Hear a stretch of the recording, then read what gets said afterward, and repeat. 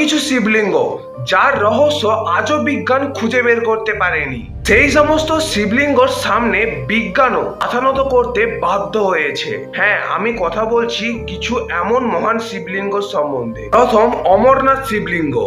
এই শিবলিঙ্গ বরফের তৈরি, কিন্তু এই শিবলিঙ্গ সমুদ্র থেকে দূরে পাহাড়ের উপরে অবস্থিত।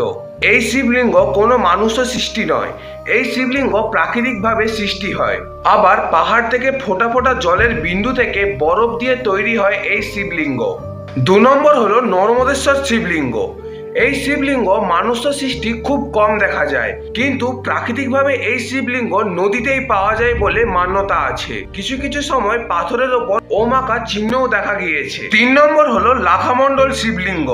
মান্যতা আছে এই শিবলিঙ্গের ওপর যখন জল অভিষেক করা হয় তখন পুরো প্রকৃতি ওই শিবলিঙ্গের ওপর প্রতিচ্ছবি হয়ে ভেসে ওঠে। এই সমস্ত শিবলিঙ্গের পেছনে থাকার রহস্য আজও ভক্তদের কাছে আর বিজ্ঞানের কাছে রহস্য হয়ে রয়ে গেছে।